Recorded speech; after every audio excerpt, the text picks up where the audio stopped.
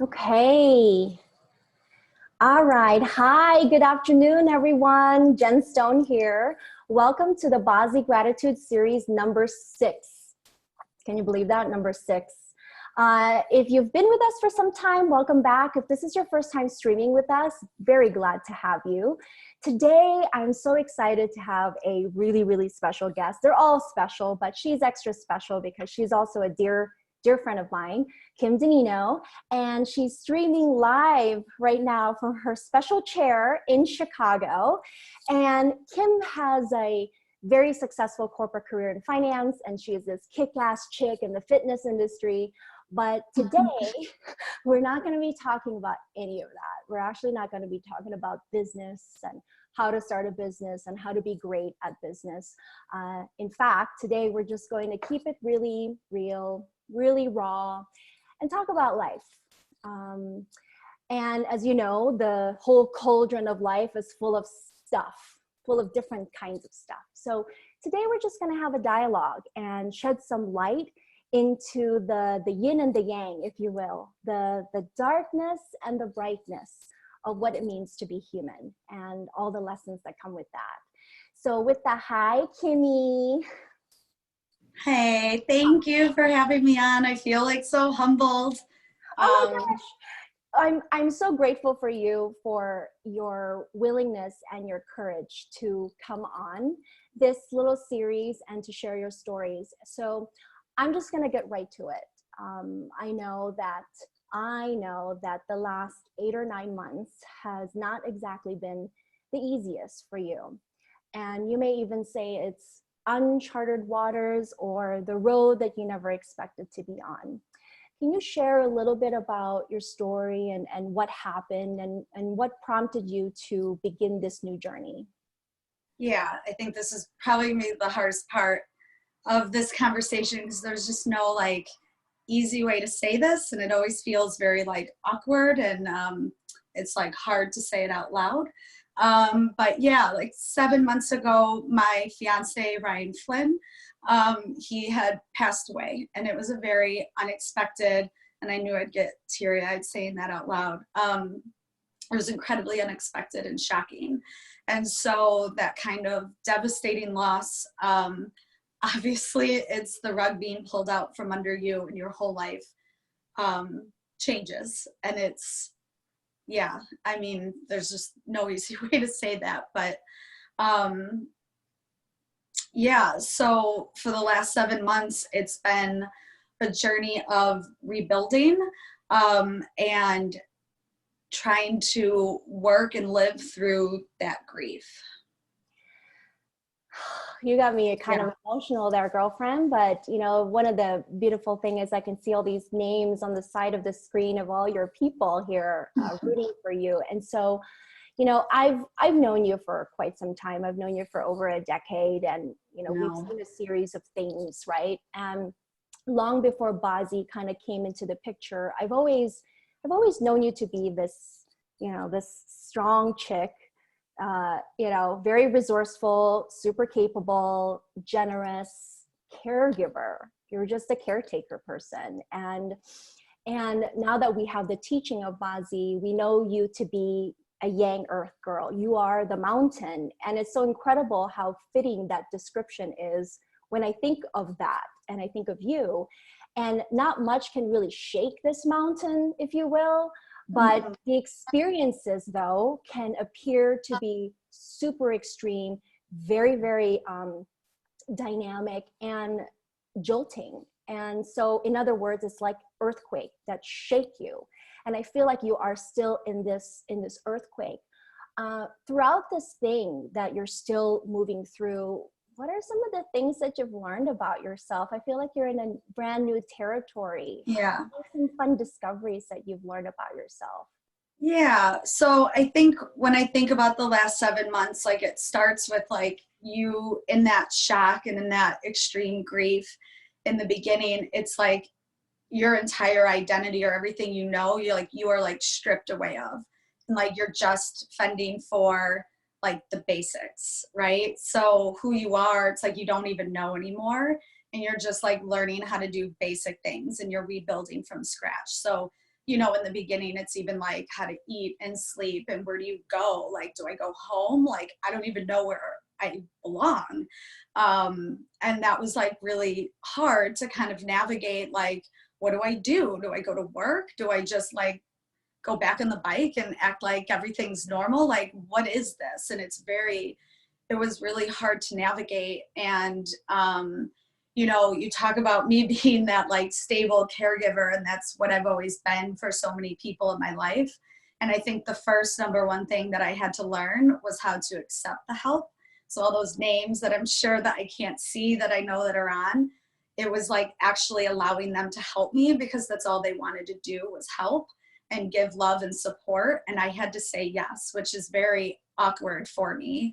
You have to be really vulnerable to not only take it, but to ask for it too. So, I mean, that was like the first big step, is just learning how to accept the love and the help from others.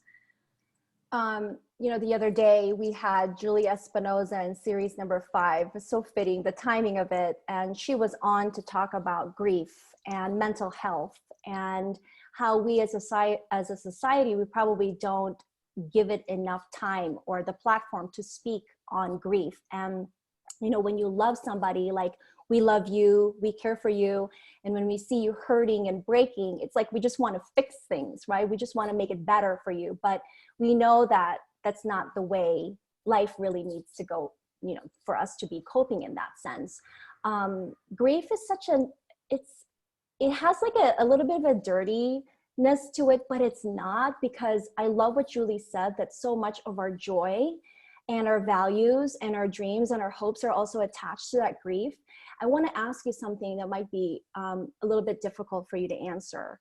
You know, when we lose somebody, and I've lost somebody, but, you know, I lost my father. I didn't lose a partner, somebody that I thought I was going to start a new life with.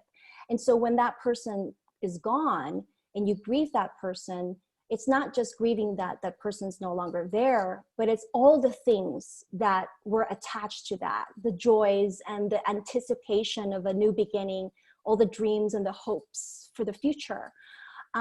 How is that reality for you? And, you know, if there was other people that are experiencing that same, you know, experience, what would you say to that? How would you shed light to that grieving process? Where are you at with it right now? Oh, wow. That's like a big one. It's a big question. Well, one thing that somebody said, I don't know where I heard this, but like, grief is like glitter. And I like this. And I say this a lot because glitter is one of those things that like gets everywhere and you never know where you're going to find it, and it never goes away. So a lot of it, which this isn't directly answering your question, but it's like you learn to expect the glitter to come unexpectedly, and you learn how to like live with it. Like, you'll never live past it. Grief will never not be there. It's now just part of you. So this glitter is going to be in my life. You know, Ryan's going to be part of my life forever. And you know, I don't know. It's just like one day at a time of like, okay, well, what can I do today? Okay, well, I can wake up and I can go to work. Okay, I can do that. So let's just like tackle that. Let's not think about what was supposed to happen 5 years ago. I mean, obviously I'm not perfect. Of course, that's where your brain goes, but you like have to be disciplined and like coming back to the now and to the present, and just like doing what you can do in that moment, even if it's what can I do for the next 5 minutes, and that's all I can tackle. I can only handle what's going to happen in 5 minutes. After that, I don't know. But then once that 5 minutes comes, then you do it again, and you just do it again. And, you know, you can survive, you know, you could do anything for 12 hours that would appall you if you had to do it for your whole life. But if you just break it down like that, I try not to think about, in the frame that you asked that question, I try not to think about life like that, you know, because you'll just spiral down pretty fast. You know, I one of the things that I really appreciate about our friendship is that we can always just let it all hang. Yeah. It's just like, you know what, I'm not put together right now. And, you know, today you and I, we curled our hair, you know, we got all dolled up and all fancied up and all that. But there's a certain thing that oftentimes people see as a facade, you know, because we have these polished images or this carefully curated posts. But in reality, we as human beings, we have all types, all ranges of emotions that we go through. You know, what are some of the things that have worked for you right now? Like, what are the rituals or the practices that you find, you know what, this feels good right now? Yeah. What are those things? Yeah.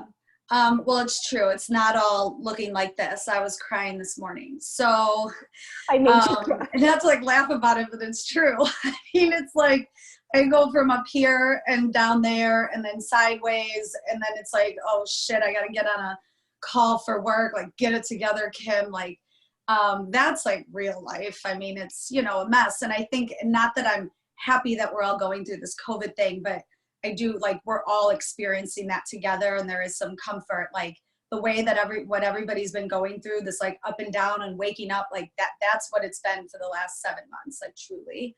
But the things that I've like that are rituals that I'm really grateful to have found through, like, I call it like my woo team, This is my woo corner. I love it. But people like Jen, and I've worked with other amazing women, like the Space Between or Revealing Soul or Rooted Beings, just giving shout outs to these awesome women that have like helped me get tools to cope. And what these things are things like meditation, which when I hear that, and for years, like, I didn't really know what that meant, and it kind of sounded pretentious, like, oh, I'm gonna go meditate.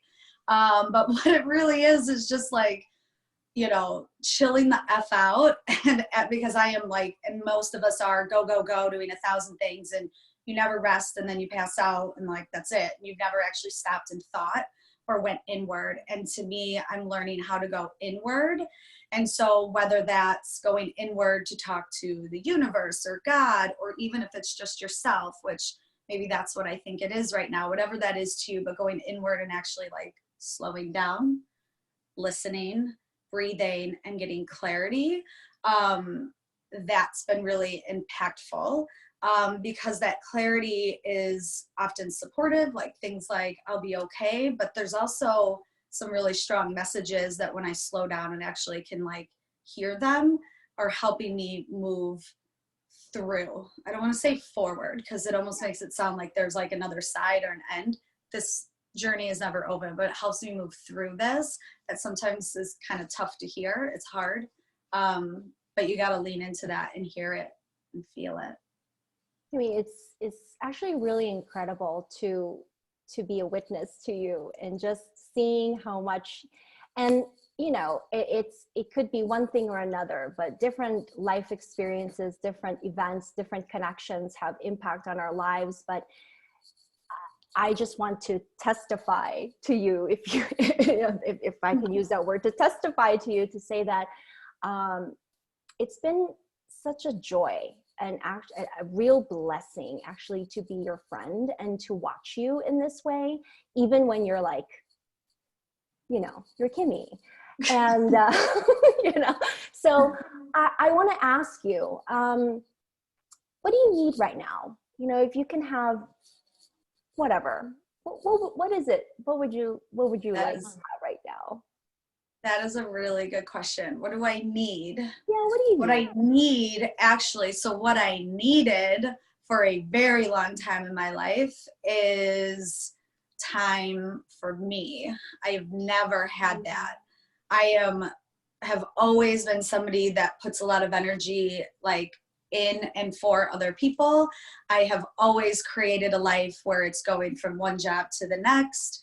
There's never been slowdown. And, you know, not that I'm grateful for COVID, because I'm not, but like I am leaning into this time. And even in the last 7 months, I would never wish this upon anybody, but when life hands you shit, you like got to figure out how to deal with it. And so for me, it's actually for the first time in my life having time for me. And this is, I think, a really important part of my life. And so what I need is what I have, but actually like doing something with it, making it count. Making it count. Yeah. I'm really proud of you, Kim. I'm really, really proud of you. Oh, thanks, Jen. I think this was I thought it was so incredible when I first approached you and I said, hey, Kimmy, you know, do you wanna come out? And you're like, yes, with emphatic Yeah. yes. And I really feel that it's attached to your healing journey, right? And you're really stepping into this next level. And we talk about April, the month of the dragon, is all about spirit and spirituality and being inspired, getting inspiration, getting new ideas. And it's been so much fun to again watch you be in alignment with that energetically, especially we were talking about this earlier, going into the summer months, just being a sponge and absorbing and continuing to learn and to grow. Are there any parting words that you would like to leave for our viewers? What are you grateful? Well, I feel I like want to we're say, touching on a lot of grateful things already. I know, I am very grateful. I'm grateful for you. I'm grateful for so many people that have like dialed in, because those are like my people, you know what I mean? Like they're the ones that have been there. So I've just been grateful for the support that I've gotten from people over these months, and it's like been undying. It's not like, you know, a week after it and then everybody goes silent. Like it's been consistent, and that it's overwhelming, the love. And I just hope I could give that love back to other people. Like I hope I've made somebody feel like that at one point in their life, because it's been really impactful. Of course you do, Kimmy. I think it's coming full circle right now, because you have been that source for a lot of people. And so it's just a circle of life. Now it's coming back to you. So Yeah. I guess the other thing is, like, I know my story is like, I want to say it's dramatic, but it's, you know, this isn't going to happen to a lot of people. But the way that I feel doesn't mean that like it's any bigger or any worse than what other people could be feeling, you know? So I think that what I feel is parallel to what a lot of other people feel for whatever reasons that are happening in their life. And just that, you know, nobody's alone in that. yeah, you're not alone. Oh, Kimmy, thank you so much for Thank you. being so honest. Like I can always count on you to be super honest like that, sharing your Yes. story, and would love to have you back on again months down the line just to check in, and more wisdom will come out as a result of this this whole new brand new experience. So thank you everyone for tuning in. You have so many wonderful comments here from people. Can you not? Oh, that's nice. Maggie says, so proud of you, Kim. Goosebumps. Janet Peters, Kim, your attitude is stupendous. Time will also I build don't. spring. And it says, hi, Jen and Kim. Kimmy, we love you. Oh, So Cassie, babe. there's so much love here, and you guys are amazing. And thank you so much for tuning in and just spreading the love and using this as a time to drop in and realize what we can be grateful for, even if we have to like sift through all the crap to find the silver linings and the blessings. And so thinking of Ryan and thinking of his family, and obviously you, love ya. Mwah. I love you guys all. Bye. Thanks, Jen. Bye. Bye.